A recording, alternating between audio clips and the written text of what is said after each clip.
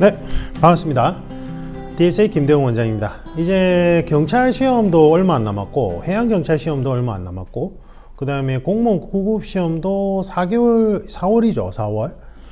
그래서 이제 제가 이제 코칭 케어 프로그램 운영하면서 많이 받았던 질문 위주로 지금 가이드인 영상을 올려드리는데,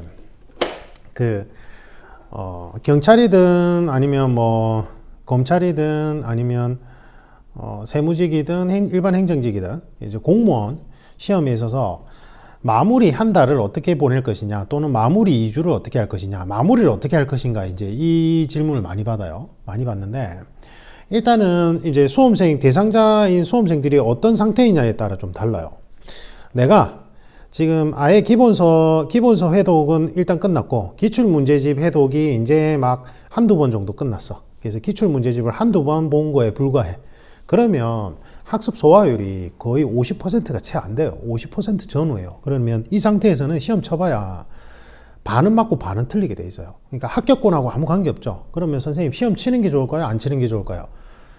저는 솔직히 시험 치는 거 추천 안 해요. 왜냐하면 분위기를 익히기 위해서 한번 시험 치는 거는 괜찮아요.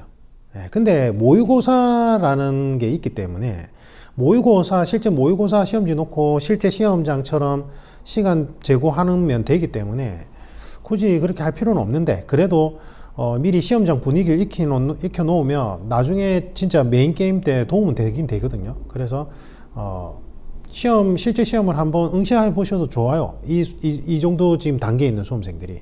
근데 대신에 제가 이제 왜 안 해도 됐냐 이렇게 얘기하냐면, 보통 이렇게 한 다음에 같이 분위기에 휩쓸려 가지고 필기시험 끝나고 나서 이제 뭐 학원과 커리큘럼도 그렇고 완전히 좀 공백기처럼 휴식을 취하는 형태가 가거든요. 왜냐면 면접 강의도 해야 되고 이제 필기 선생님들도 그 다음 시즌 준비해야 되니까. 그래서 이제 그 실제 시험장 가고 같이 실제 시험장 끝나고 나서 술 먹고 퍼지는 게 같이 분위기에 휩쓸리는 경우가 많아요.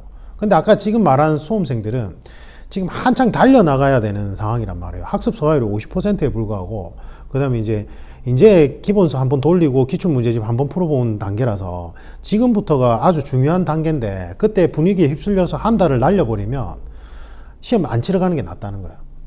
그게 하나 있어요. 그래서 오프라인 학원 다니는 사람들이 제일 조심해야 돼요.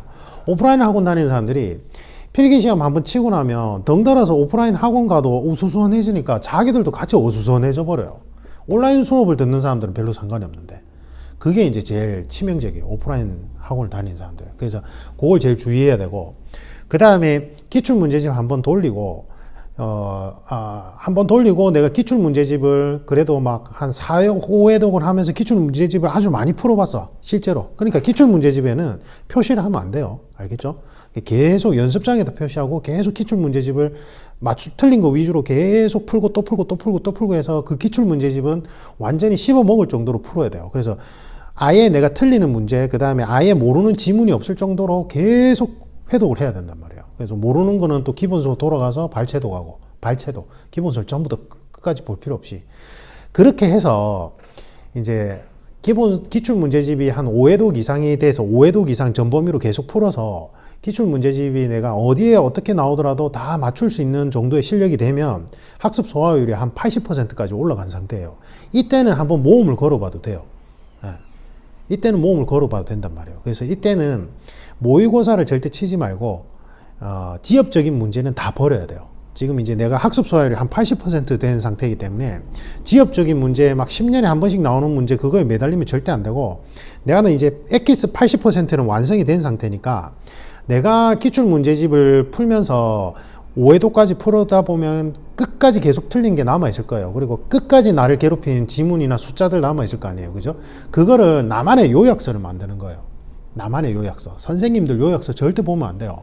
선생님들의 요약서란 건 결국은 뭐예요? 저는 학습과 복습의 개념을 구별하랬죠. 복습이란 건 결국 학습의 흔적들을 다시 떠올리는 작업인데, 요약서라는 건 선생님들의 복습용인 거예요. 그거는. 그래서 선생님들의 복습용 요약서를 절대 이제 매달리면 안 되고, 지금 요 단계에 있는 수험생들은 자기들이 기출문제집을 풀고 기본서 발췌도 가면서 나를 끝까지 괴롭힌 내용들, 문제집들을 전부 다 내가 과목별로 요약서를 따로 만들고 그거를 계속 보고 들어가야 돼요. 그러면 운 좋게 합격권에 들어갈 수 있어요. 그래서 제가 이제 몇 초 코칭 했던 분들 중에 이제 한 번에 논스톱으로 합격하는 사람들이 있어요. 이런 분들이 이런 케이스에 해당돼요. 예.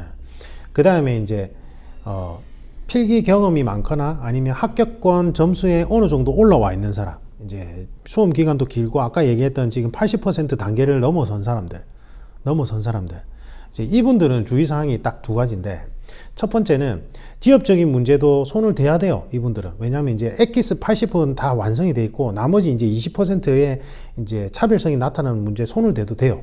그건 괜찮아요. 근데 중요한 건 뭐냐면 여기서 장수생하고 필기를 여러 번 붙는 사람하고 차이점이 어디서 벌어지냐면, 장수생들은 이제 내가 80%는 완성이 되니까 학습 소화율 80% 이상 넘어가니까 이제 나머지 20%를 채우기 위해서 지엽적인 문제, 특이한 문제들을 계속 이렇게 유념해서 봐요. 그런데 막판에 그거를 보면 나머지 80%를 놓치게 돼요. 그래서 점수가 아슬아슬하게 계속, 예를 들면 81점이 컷인데 뭐 79점, 78점으로 계속 아슬아슬하게 떨어지는 사람들이 지금 이런 특징을 가지고 있어요.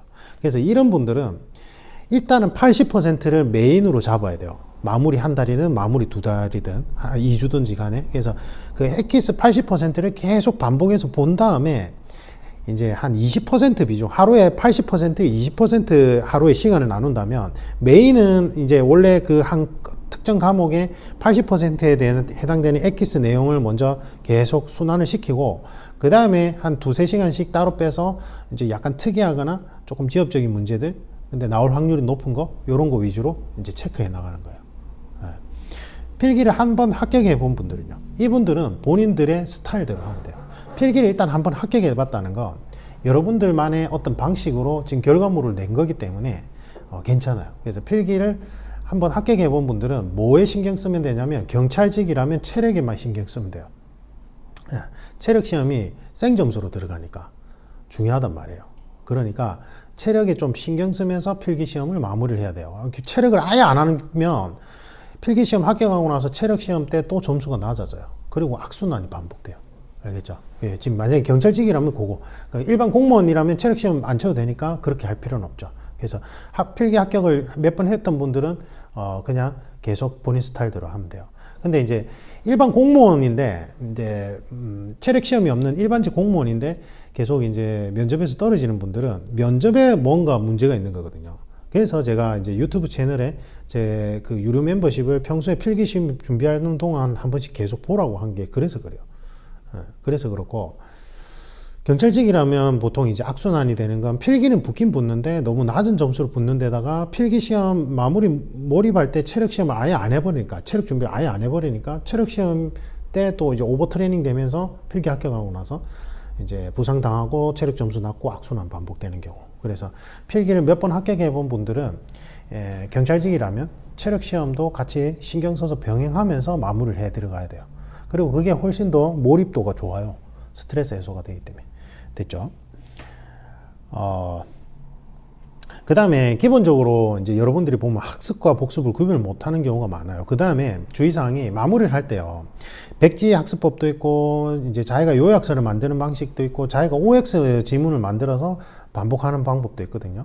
요 세 가지 중에 하나를 선택해 가지고 본인 스타일대로 맞는 걸로 하면 돼요. 백지 학습법이란 건 백지를 꺼낸 다음에 내가 특정 과목을 떠올려서 특정 과목에서 내가 지금 머릿속으로 기억나는 내용들을 무작위로 계속 적어가는 거예요. 다 적고 나서 내가 이제 기출문제집 단권화했던 책을 펼치면서 거기에서 내가 놓친 중요한 개념들 다시 정리해서 보충하는 거, 백지학습법. 그 다음에 마무리 요약서 만드는 건 내가 지금 했던 기본서나 기출문제집 다 놓고는 내가 요약집을, 말 그대로 요약집, 선생님들의 과목별 요약집을 만든다 생각하고 훑어보면서 제일 중요한 엑기스 위주로 요약집을 만드는 거, 두 번째 방법. 그 다음에 세 번째 방법은 본인이 OX 지문을 과목별로 진도별로 계속 만들어 보는 거예요. 그래서 나를 괴롭혔던 기출문제집을 보면서 내가 교수님이라면 어떤 식으로 꼬아내면 수험생들이 틀릴지를 고민하면서 그걸 계속 내가 변형한 OX를 만들다 보면 어떻게 문제가 꼬여서 나오는지 감을 잡게 돼요. 그래서 이 세 가지 중에 하나 선택해서 마무리를 하시면 좋아요. 됐죠? 그 다음에 장수생들인데 점수가 아슬아슬하게 잘 안 오는 분들은 코칭 케어 신청하셔서 한번 분석 받는 거 추천드리고, 지금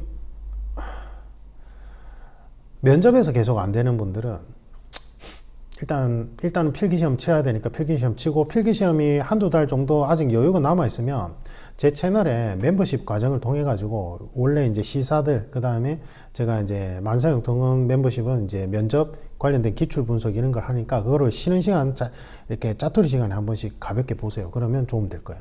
됐죠? 나중에 이제 코칭 받으시고. 이상입니다. 도움 되시길 바랍니다.